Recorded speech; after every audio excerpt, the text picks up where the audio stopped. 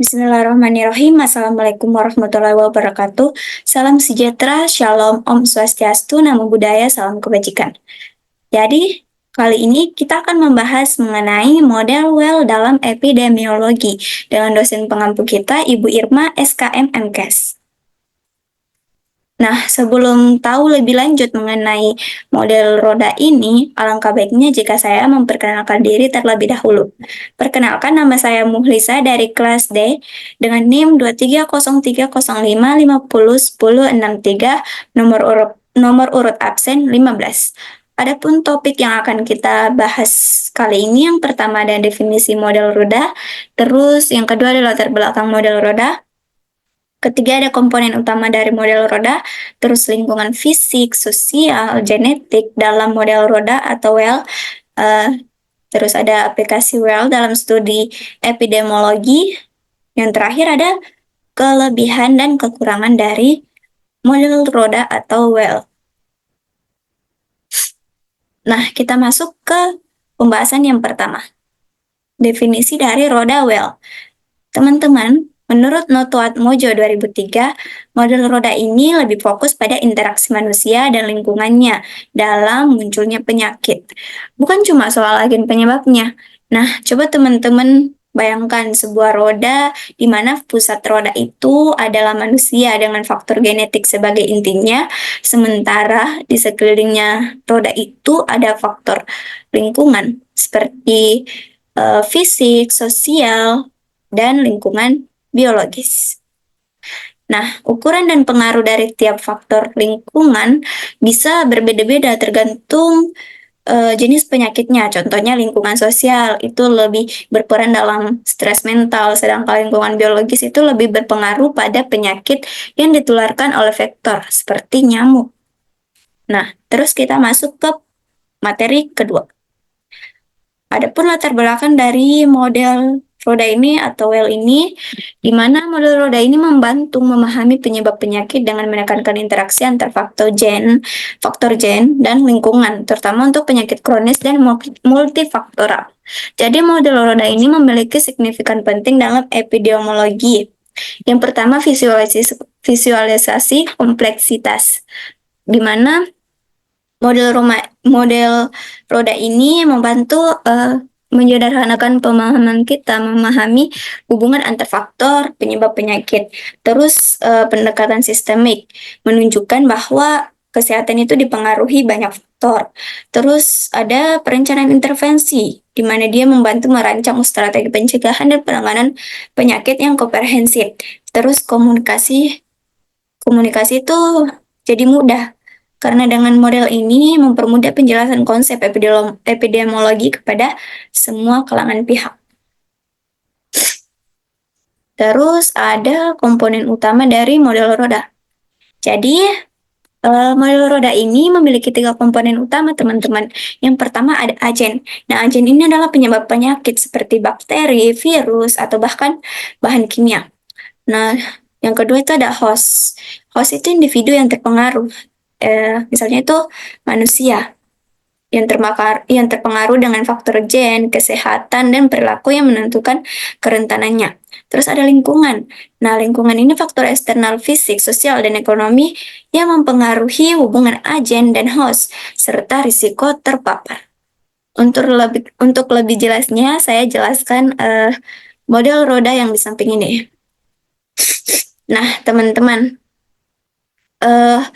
model roda itu adalah ketika kita berbicara suatu penyakit, maka salah satu yang mempengaruhi di sini adalah gen. Nah, atau keturunannya, ada faktor genetik di sana. Kemudian selanjutnya ada faktor manusianya.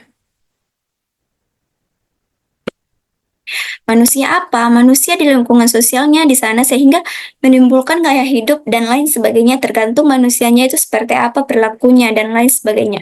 Kemudian yang selanjutnya, yang roda terakhir ini ada lingkungan. Lingkungan yang dimaksud di sini dimulai dari lingkungan biologisnya, kemudian lingkungan fisik, sampai dalam lingkungan sosial. Misalkan masyarakat itu berada di lingkungan yang notabene-nya banyak perilaku yang menyumbang, misalnya minum alkohol dan seks bebas. Nah, itu adalah salah satu model bahwa penyakit dalam epidemiologi, model roda. Nah, itu adalah salah satu contohnya. Terus kita beralih ke pembahasan selanjutnya.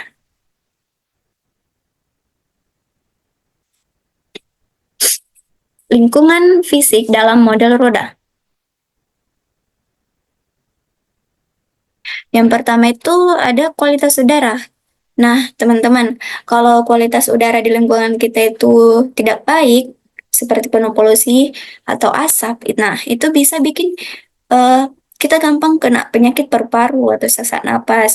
Terus air minum yang tercemar bisa jadi sumber penyakit seperti diare atau infeksi lainnya. Jadi air bersih itu sangat penting.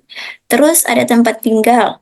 Nah, kondisi rumah kondisi kondisi rumah kita juga harus baik, karena kalau rumah padat ventilasinya buruk nih juga, terus sanitasinya jelek, bisa bikin kita lebih rentan kena penyakit menular atau masalah kesehatan yang lainnya. Jadi semua faktor ini saling mempengaruhi kesehatan kita, jadi kita harus jaga lingkungan kita. Terus kita masuk ke pembahasan selanjutnya dari lingkungan sosial dalam model roda. Yang pertama itu ekonomi. Nah, ketika penghasilan kita rendah, itu membuat kita itu susah akses layanan kesehatan, makanan bergizi, tempat tinggal layak. Jadi plusnya itu bikin stres. Terus pendidikan. Kurangnya pengetahuan kita soal kesehatan dan terbatasnya peluang kerja bisa tambah risiko terkena penyakit. Terus gaya hidup, kebiasaan buruk seperti makan nggak sehat, merokok, dan jarang olahraga itu bisa meningkatkan risiko penyakit meningkat. Intinya, kondisi sosial ini mempengaruhi akses ke layanan kesehatan dan kebiasaan hidup yang berhubungan langsung dengan kondisi penyakit. Terus kita masuk ke materi selanjutnya, komponen utama dari maaf maaf komponen genetik dalam model roda. Komponen genetik dalam model roda yang pertama itu eh, keturunan. Jadi sifat-sifat genetik yang diwariskan dari orang tua ke anak yang bisa meningkatkan risiko terkena penyakit tertentu. Terus ada kerentanan. Nah, beberapa orang itu memiliki kecenderungan alami atau bawaan untuk lebih rentan terhadap penyakit tertentu karena faktor genetik ini. Terus eh, penyakit gen, itu peran gen yang membawa informasi terkait penyakit yang bisa memperbesar kemungkinan seseorang itu bisa menderita penyakit dari genetik. Terus lingkungan, meski gen berpengaruh, faktor lingkungan seperti pola makan, gaya hidup, dan paparan saat berbahaya juga memainkan peran besar. Lingkungan dapat memicu atau memperburuk kondisi genetik tertentu, di mana model ini menggarisbawahi bahwa penyakit tidak hanya disebabkan oleh salah satu faktor tunggal, melainkan hasil interaksi antara genetik dan lingkungan. Kita ke materi selanjutnya. Nah, teman-teman, di sini saya letakkan studi kasus, maaf. Nah, teman-teman, di sini kita masuk ke aplikasi model roda dalam studi epidemiologi. Jadi di sini saya letakkan dua contoh kasus dari model roda ini. Yang pertama itu ada diabetes tipe 2. Yang dimana agennya itu faktor seperti resistensi insulin dan gangguan metabolisme glukosa. Pastinya orang dengan riwayat keluarga diabetes, pola makan tinggi gula, dan kurang olahraga. Lingkungan, akses kesehatan ke makanan sehat, kualitas layanan kesehatan, dan tingkat aktivitas di komunitas. Jadi model roda ini membantu memahami bagaimana genetik, gaya hidup, dan lingkungan saling berinteraksi sehingga dapat merancang cara pencegahan yang lebih baik.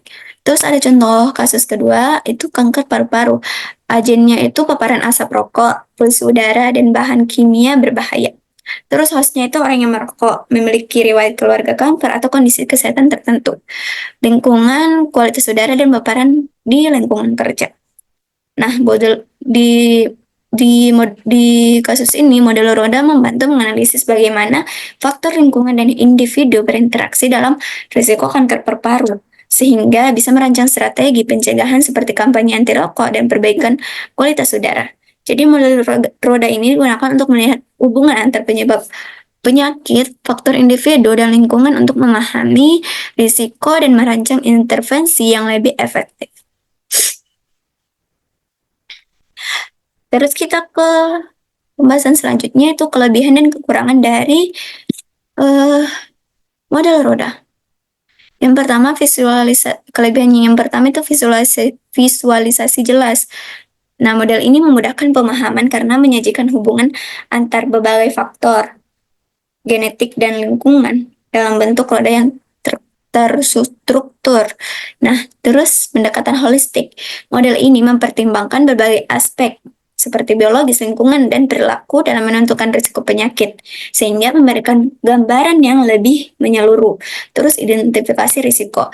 Nah, model ini membantu mengidentifikasi faktor risiko dari beberapa sudut, baik genetik maupun lingkungan, sehingga pencegahan atau intervensi itu bisa lebih efektif.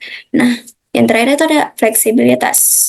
Model ini dapat diterapkan pada berbagai jenis penyakit, baik penyakit menular maupun tidak, karena mencakup berbagai elemen penyebab.